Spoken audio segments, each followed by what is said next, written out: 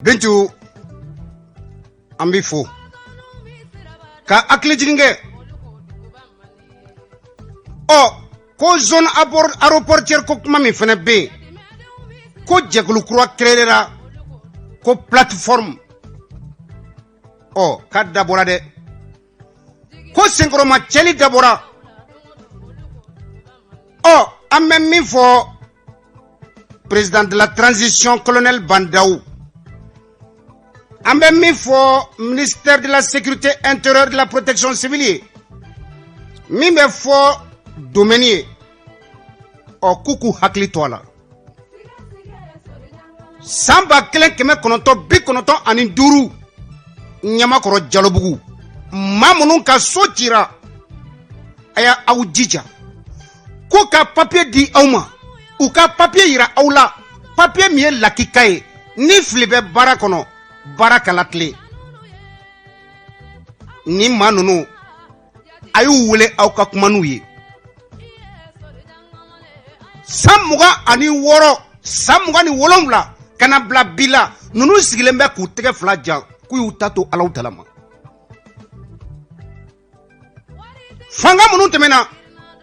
n'u ye ninnu ka yɔrɔ ci ko maa kelen tɛ ninnu cɛ ma yɔrɔ dira mɔgɔ min ma santimètre dira min ma dugukolo la ko recaseli place filɛ Bandaou foyi ma jugu fanga ma fantani ɲaji Bandaou foyi ma jugu fanga ma fantani ka ala deli kan ko ɲɛ ta to Alahu Tala ma ka bolo fila jan nin ka jugu fanga ma dɛ monsieur le président mais min f'i ye minnu ka so cilen filɛ ne tɛ yɔrɔ wɛrɛ dɔn dɛ n ko Ɲamakɔrɔ Jalobugu monsieur le président wele bila jama ninnu ma cɛkɔrɔba ninnu bɛ yen musokɔrɔba ninnu bɛ yen wele bila u ma i k'u lamɛn papier jumɛn b'u bolo mun de kɛra Bandaou u lamɛn a ka ca Ala fɛ danaya min dar'i kan faso kanu min b'i la tiɲɛtigiya min ni i dɔnnen bɛ o ye o min b'i dusukun na a bɛna kɛ sababu ye i ka tiɲɛ dɔn Bintu ma kɔnɔ n bɛnale o de la mon colonel politique d'abord dɛ jɛkulu min bɛ yen ko coordination des associations des déguerpis de Ɲamakɔrɔ Jalobugu ko jɛkulu wɛrɛ nana fara ko ka jɛkulu in bɔ yen u ka laɲini min ye olu de b'a fɛ ka i jɔ coordination jɔyɔrɔ la san 27 san 29 maa minnu ka so cira n'u bɛ sigi la fiɲɛ la n'u bɛ sigi la tile la maa wɛrɛw nana ko plateforme ko olu bɛna kɔnɔ olu niyɔrɔ kuma fɔ an tɛ sabali ne bɛ aw labɔ tiɲɛ kalama n b'aw bilasira aw ka taa tiɲɛ nɔfɛ min bɛ ka kɛ tiɲɛ don wa min bɛ ka fɔ tiɲɛ don wa mun de kɛtɔla don fantanw ka hakɛ ka ɲini ka d'u ma monsieur le président de la transition c'est à vous que je m'adresse namara min bɛ ka labɛn nkalon min bɛ ka labɛn monsieur le président commission sigi sen kan i ka wele bila cɛkɔrɔba ninnu ma i ka wele bila musokɔrɔba ninnu ma min kɛra zone aéroportière don wa u ta don wa u n'a sigili ka kan wa u n'a sigili man kan wa mun de ye aw sigi yan ko a tilara k'a di aw ma ko sa in na maa kelen min n'a y'a ci a kɛlen président ye a tigi ko jɔn ko ala ne filila Adama Sangare morcellement kɛ i k'u sigiyɔrɔ d'u ma wari taara sara trésor impôt kɔnɔ ka papier di maa ninnu ma ka tila ka to ka yɔrɔ ci monsieur le président n ma ɲini fɛ i ka taa ninnu lamɛn n balimaw ne kun ɲinana madame Kulibali Bintu Nɛpo ale de tɛgɛ bɛ nɛgɛ la ne tɔgɔ Sori Barama Jalo émission ye faso kunkan ye fasodenw bɛ kuma di aw ma yan'an ka dossier filanan dayɛlɛ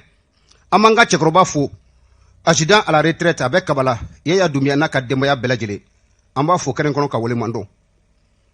Cɛlɛ Amadu Tunkara Abe ani Javiya tɔnden bɛɛ lajɛlen aw ni sɔgɔma cɛlɛkaw Amadu tɔgɔ la bilasirali a ka kɛ kunɲɔgɔn in na kunnafoni bundakun kan k'a kalayara fɛn min ye dossier min b'a jira ko maa dɔw kun b'a fɛ bisigi taara ka ɲɛsin u ma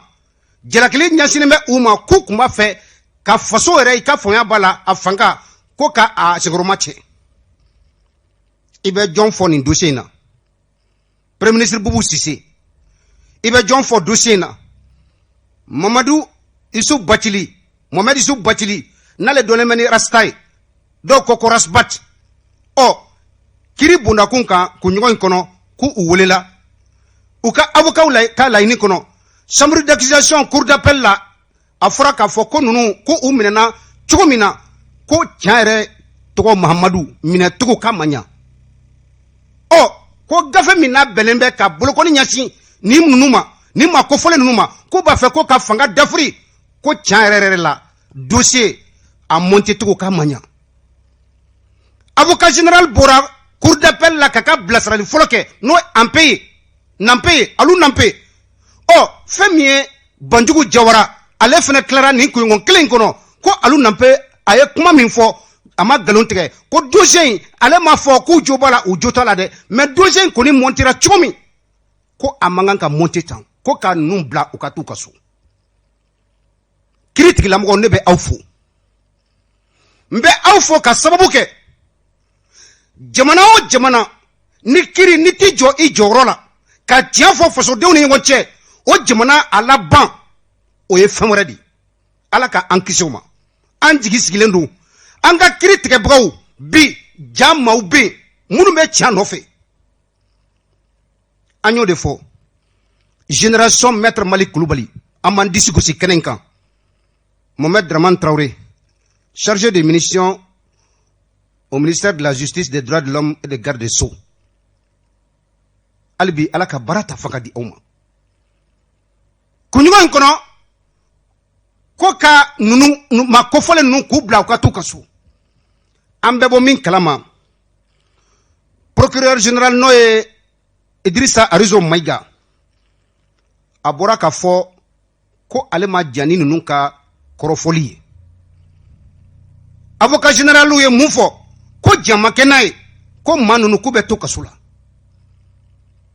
sɛgɛsɛgɛliw bɛ kɛ kiiri bɛ boloda min ye an jɔrɔ o bɛna boloda wagati jumɛn ninnu bɛna bila u ka hakɛ kɔnɔ wagati jumɛn ni an ma bilasiraliw kɛ ka an fɛlaw fɔ an fana ta bɛna kɛ don nalen na bolokɔni bɛ ɲɛsin an ma ko karisa minɛna nin kɛra la i ye mun fɔ an fɛla min ye sariya kala tilen fasodenw ni ɲɔgɔn cɛ sariya ka fɔ fasodenw ni ɲɔgɔn cɛ bin kana kɛ fantan kan bi an b'an disi gosi n'an ka kiiri tigilamɔgɔw ye sabula Mali gafeba min bɛ yen n'o ye an ka constitution ye ni an ka fɛn bɛɛ lajɛlen bɛ ta o kɔnɔ n'o ye an ka sariya sunba ye o sariya tigɛbagaw bɛ ka sariya tigɛ ni o gafeba min ye an b'an disi gosi ka an bolo kɔrɔta ko tari tari ja kiiri bondakun kan bi maa ladiriw nana Bintu fiɲɛba ni senkɔrɔ sabula Black Soman ko i t'i ka wulujugu bɛɛ lajɛlen faga don dɔ la n'i y'i ka wulujugu bɛɛ lajɛlen faga ko dɔ ta bi kin dɛ ni ta kun bɛ a ka ca ala fɛ ko wulujugu in k'a kun ti kin Black Soman ko an ka ale fana lamɛn Bintu an bɛ wele kɛrɛnkɛrɛnni ba la fɛn min ye an ka président de la transition colonel Bandaw ko bolo mana funu a bɛ da a tigi de kamakun na monsieur le président i bɛ na don min maliyɛn bɛɛ lajɛlen ko sigasi t'a la bolokɔni sina cɛba min na nin ye nin cɛba in faso kanu b'a la bolokɔni sina cɛ min na nin cɛba in tiɲɛtigi don bolokɔni sinen don maa min na nin ye nin tigilamɔgɔ danbetigi don a t'a tu ka nɔ faso kanu b'a la o tɛ fɔ bɛɛ ma dɛ monsieur le président ko maliyɛnw ko k'u jigi tigɛra k'i mana taa an ka sugu kɔnɔ bi dun ka fa jamana kɔnɔ ko maa caman kɛra binkanikɛla ye ka sababu kɛ fantanya ye. kalo 6 jamana ni taara ka di ma kumakan minnu n'i y'a fɔ don tɛmɛnenw na o kumakanw bɛ an miiri b'a la i ko i tɛna se ka yuruguyurugu bali mais i kɔni se min ye maa o ma ni minɛna k'a fɔ ko e faso nafolo k'i y'a taraki siga t'a la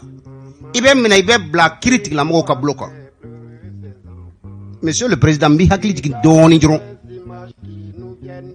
ne ko vérificateur général ka dossier min dir'i ma 2019-2020 minnu ye an ka faso nafolo taraki n'olu b'i senkɔrɔ bi n'olu bɛ k'i ma kɔnɔ bi n'olu bɛ kurutu la i da fɛ bi Monsieur le Président maliyɛnw ko kuma ka kɛra cogo di ko an ka nafolow suyɛna ka taa bila foro kɔnɔ ka nafolow suyɛ ka t'u bila banque kɔnɔ kuranɛw de bɛ ka san ka mara misiriw de bɛ ka taa dalajɛ bi misiriw de bɛ ka taa jɔ ni an ka faso nafolo o suyɛnɛ wari ye o tigilamɔgɔw b'i senkɔrɔ Monsieur le Président ka kɛra cogo di jigi min dar'i kan Monsieur le Président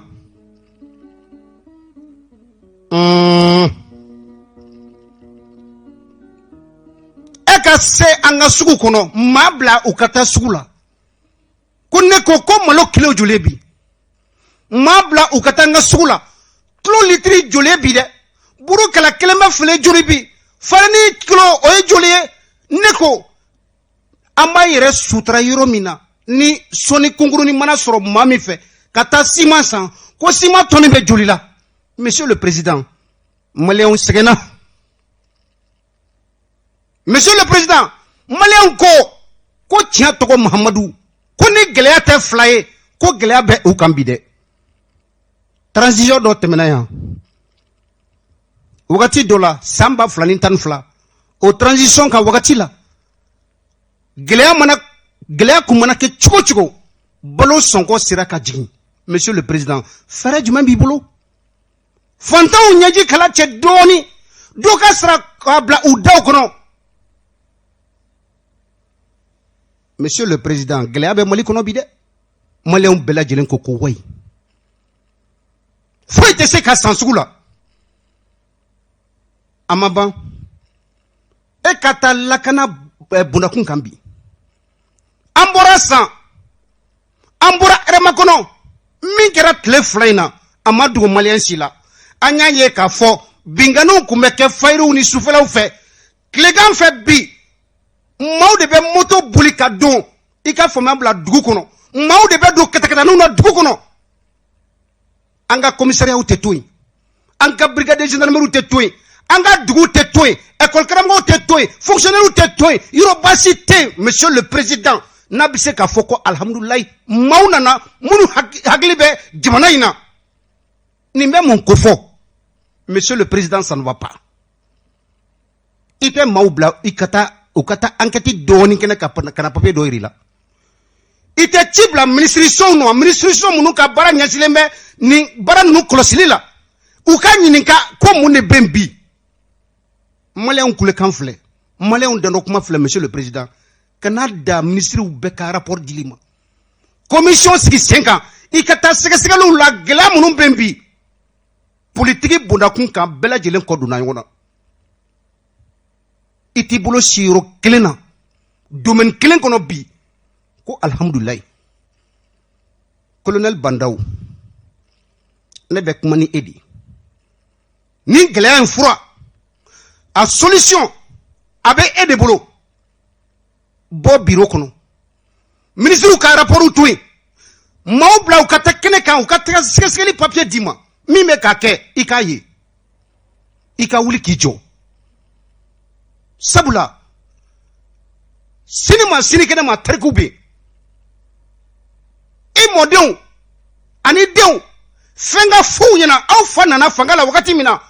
tiɲɛ na danaya min taara ka da ka maliyɛnw fɛ a tora o minɛn kɔnɔ ne b'a fait i ka taa n'o tɔgɔ di.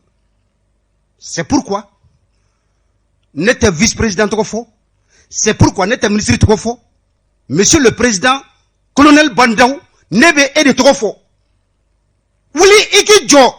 jamana kɔnɔdenw danaya min dara i kan don tɛmɛnenw na i ka to o danaya minan kɔnɔ.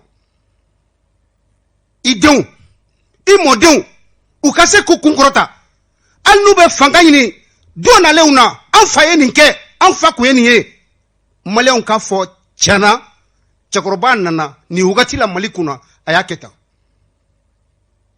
Ne ta tɛ politique ko ye. Général de corps d'armée Amadou Aya Sanogo ni sɔgɔma.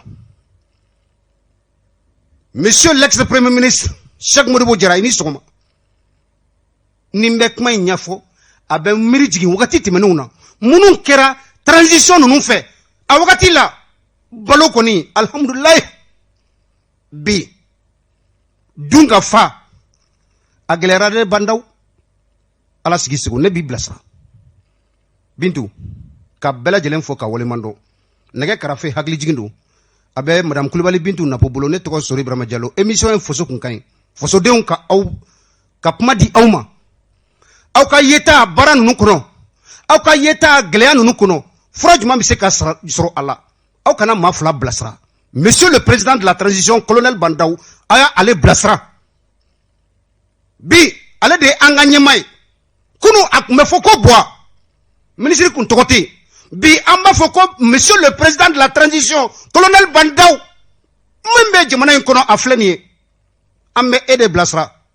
sabula min bɛ ka d'i ma papier minnu bɛ ka d'i ma ministre fɛ o tɛ jamana kɔnɔdenw ka degun ye commission dɔ sigi i ka fura ɲini gɛlɛya ninnu na ala sigi sɛgɛn ne ta ye fasoko ye dɛ n'i y'a faamuya ten o don n'i ma faamuya ten a banna ne ta ye fasoko di Bubula n b'i fo sanga in kɔnɔ a bɛ lamɛnni na n dalen b'a la Ismaila Fane a bɛ Badalabugu a bɛ ka n lamɛn Sori Nimaga yan fo Abidjan a bɛ lamɛnni na Côte d'Ivoire an b'u bɛɛ lajɛlen fo ka aw waleman dɔn ɔ n'aw y'a faamuya ten o don dɛ ne ta ye fasoko di kɛnɛ in kɔnɔ nin bɛ miiri jigin directeur général des douanes du Mali Mohamed Dukara a n'a jɛɲɔgɔn bɛɛ lajɛlen douane na aw ni sɔgɔma Bintu an ka kuma di fasodenw ma an ka ɲɔgɔn bilasira bonya ani karama kɔnɔ faso ko don 20 80 08 08 20 80 08 08 an kɔni an y'an jigi da Bandaw de kan n'a ma ɲɛ ale dun n'a ɲɛna ale dun. Allo aw ni sɔgɔma. Allo i ni sɔgɔma. ni sɔgɔma Sori. denbaya bɛ di. Basi foyi tɛ sa. I bɛ dɔ bɔ radio mankan na hakɛ to i tɔgɔ ni jamu ani jɔn de don. C'est Dawuda Traoré. Ka bɔ yɔrɔ jumɛn Dawuda? Ka bɔ Dawudabugu. Dawudabugukaw. Basi foyi t'u la. Bisimila kuma b'i bolo. N ka foli b'i ye. A diyara n ye. Ka Imam Bugula fo. I bɛ dɔ bɔ radio mankan na Dawuda n tulo b'i la écho b'a kɔrɔ quoi. Oui, ka Bugula fo. Bugula tulo bɛ folikan na. Ani diɲɛ Sori. An ba. Ne ye min f'i ɲɛna Sori. Jamana foyi tɛ se ka jɔ ni justice ɲɛnama t'a kɔnɔ.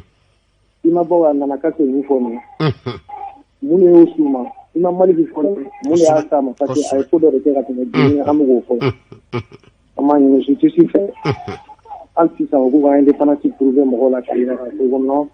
anw de bɛ anw fana ye fanga dɔ ye u kana n'a fɔ ko u bɛna mɔgɔ dɔ sago kɛ parce que bi an ɲɛ b'a la i bɔra ka déjeuner min fɔ n'o ye basi ninnu ka ko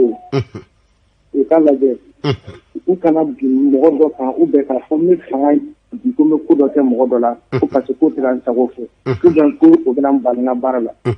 kiiri mana kɛ jamana foyi tɛ jɔ ni kiiri équilibré tɛ. Maintenant u ka kiiri équilibré n'u jo b'a la u ka wali somɔgɔw bila u ka s'u ka so sinon sinikɛnɛ ma an b'a fɔ ka don u denw tulo la an b'a fɔ ka don u mɔdenw tulo la pour que ka fɛ ka don tariku kɔnɔ i n'a fɔ an bɛ ka mɔgɔw fɔ cogo min na juges u mana taa yɔrɔ o yɔrɔ sariya ne bolo sariya ye kelen de ye u ka sariya tigɛ a tigɛcogo la dɔrɔn o de bɛ jamana suma ani mɔgɔ dɔ sago kɛlen ye sinon bi gɛlɛya caman min an ɲɛ b'a la i n'a fɔ i yɛrɛ ye ko fɔ cogo min a bɛ min tɛ ka se ka min tɛ se ka kan mais dɔw wuli ka baara ye dɔw ma ɲini ka dɔw fɛ sabali mɔgɔ min b'i kiriki a bɛɛ t'i digi i bɛ kiriki ɲuman t'a la i k'o baara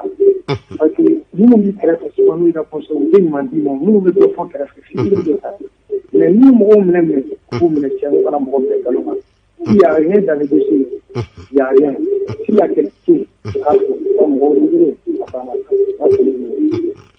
merci Traoré.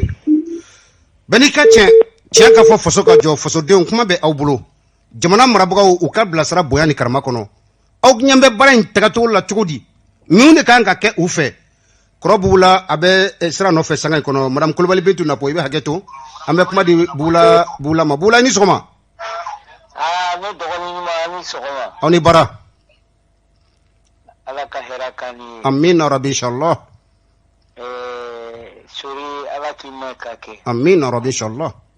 ko n bɛ madame Kulibali Bintu Napo fo a tulo bɛ folikan na k'i ka auditeur cɛ n'a muso bɛɛ lajɛlen u bɛɛ lajɛlen tulo bɛ folikan na bugula n den n'an terikɛ ko bi Sidibe i yɛrɛ b'a dɔn a tulo bɛ folikan na an denkɛ bɔra kuma la Dawuda an b'a dɔn kosɛbɛ a fana cɛsirilen don alhamdulillah ka Musa fo fo Espagne a tulo bɛ la Mustafa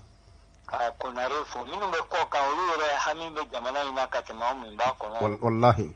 parce que ba sori an b'a kɔnɔ ka ban an b'a kɔnɔ ka ban dɛ an b'a kɔnɔ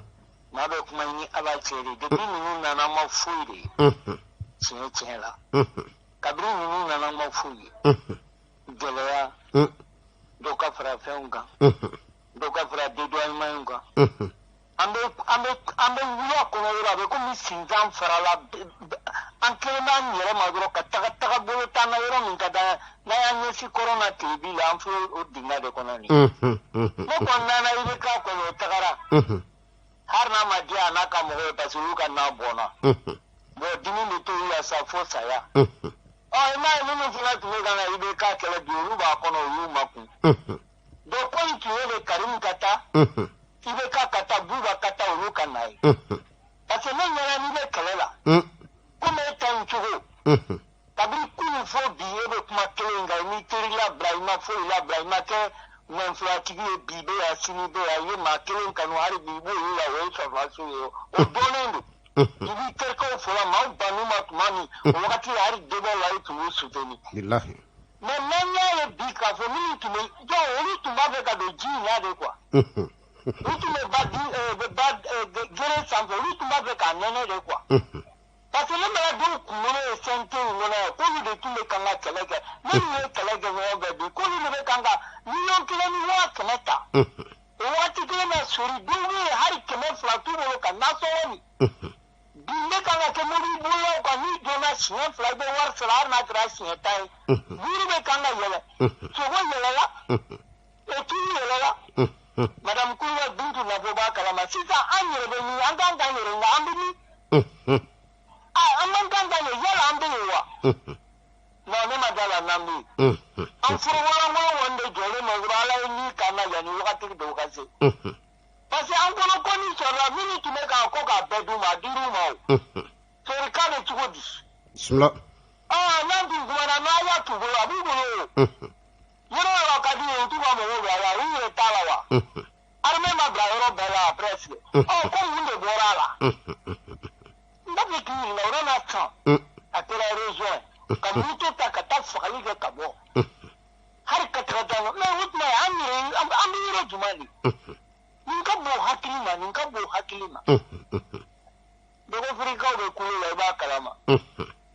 farajugu bɛ kule la i b'a kalama sisan o an yɛrɛ ta ye ala mun ye ɲininkali gɛlɛn an kɔni bɛna k'an da kɔgɔ bɔ dɔrɔn ka mɛnɛfin bɔ mɔgɔw la sinon jamana ye min ye a dɔnnen don Basori ne na kuma banni min ye baw bɛ kule la so kɔnɔ sagaw bɛ bila yɔrɔ min sugu kɔnɔ o ka fisa suruku ka don u kan kuma wɛrɛ bɛ fɔ min to ye binnkanni dama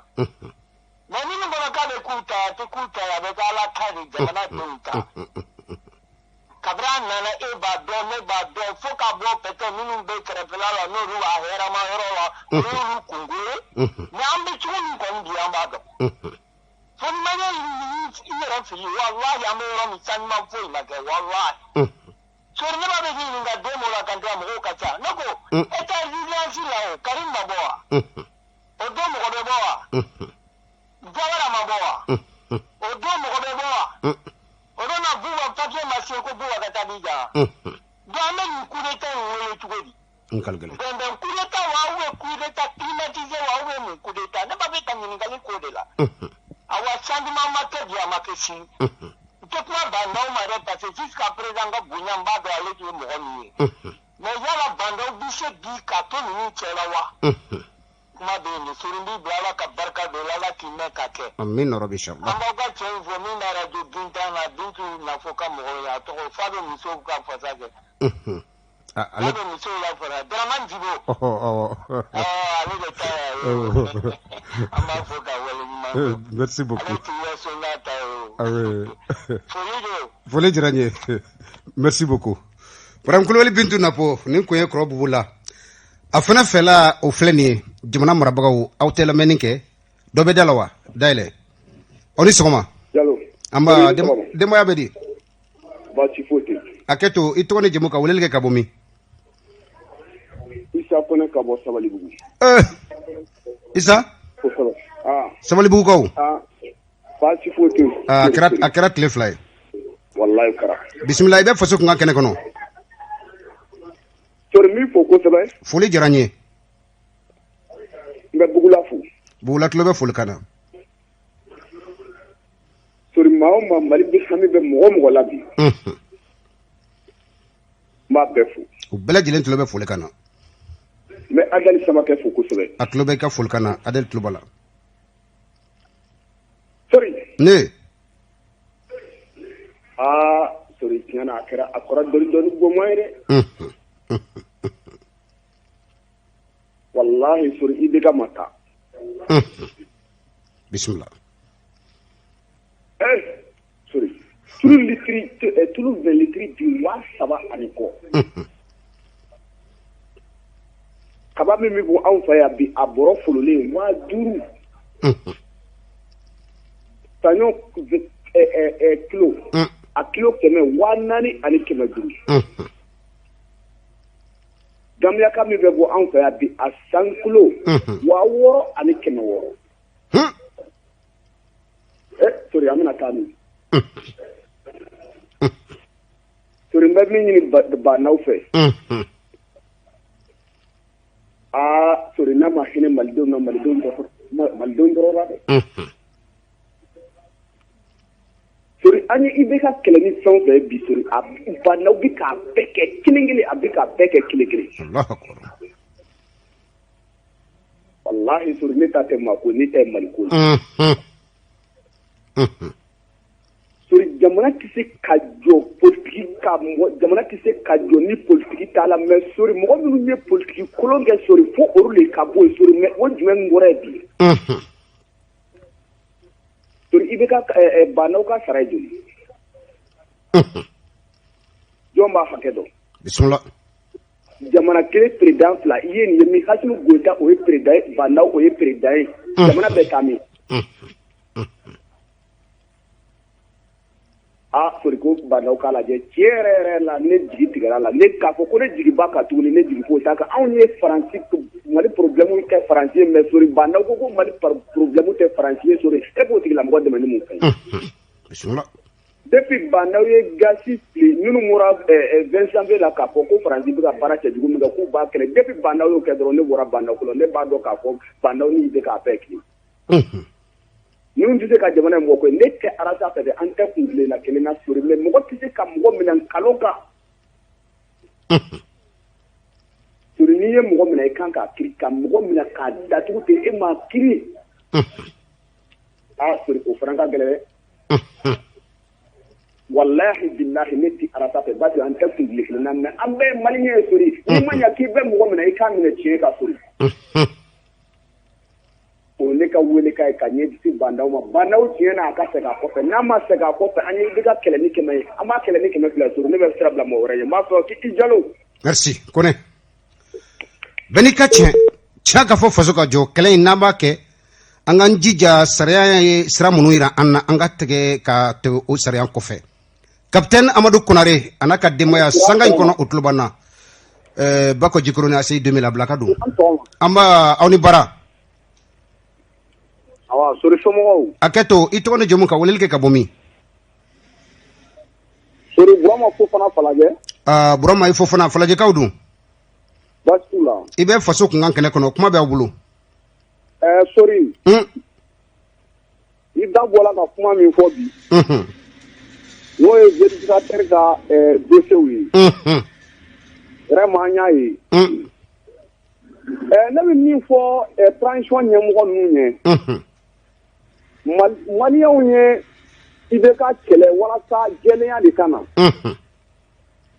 Bon an dun ɲɛ b'olu la u bɛ ka taa ni sira minnu ye.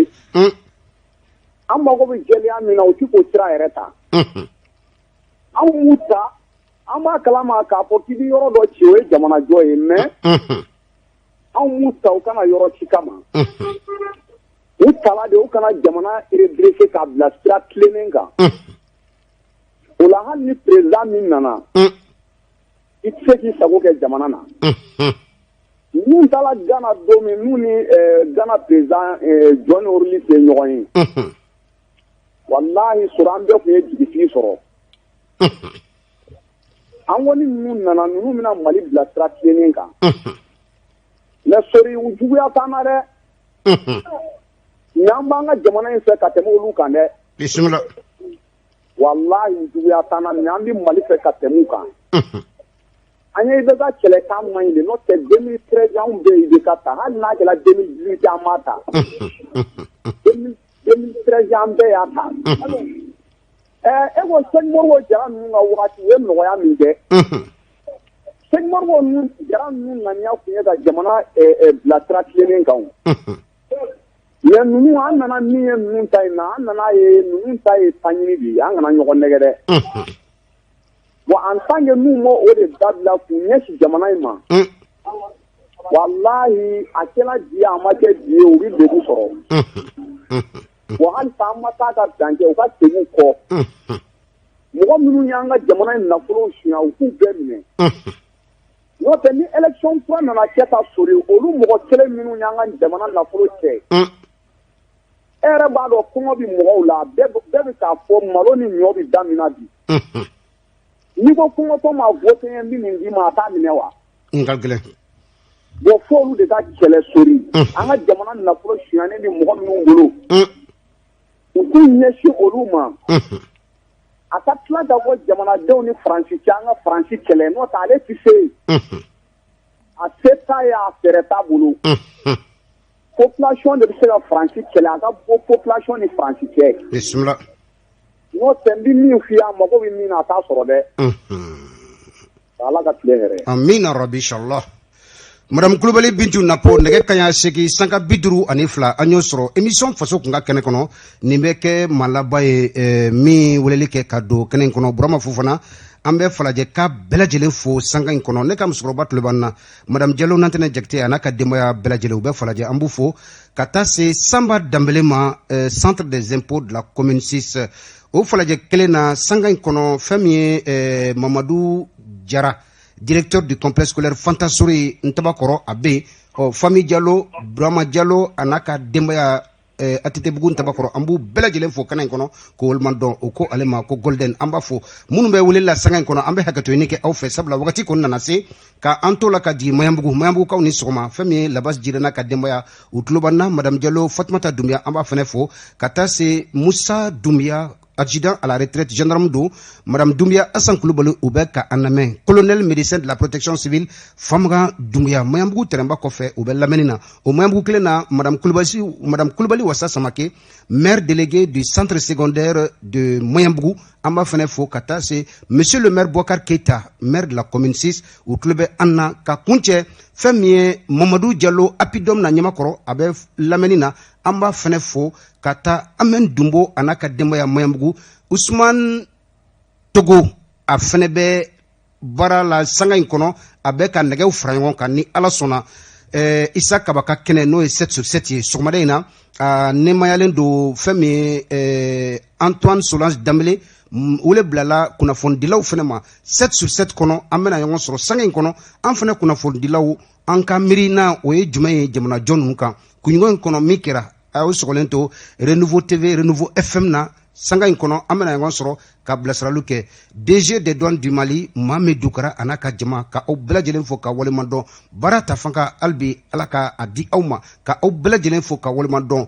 Musa Mariko yɛrɛ service la senu Mamari Traoré Sirakɔrɔ Megetana olu tulo bɛ an na ni u bɛ dansigi an ka bi jamakan na faso kunkan Madame Kulubali Bintu Napo ale tɛgɛ tun bɛ nɛgɛ la ne tɔgɔ Sori Ibrahima Diallo anw de jɛra ka baro kɛ sɔgɔmada in na fɛn min ye kunnafoni minnu bɛ jamana kɔnɔdenw fɛla ka dɔn jamana marabagaw u fana ka kɛta u k'u hakili to a la ka ladilikan ninnu ka ta ba la tile hɛrɛ ala ka di an bɛɛ lajɛlen ma wasalam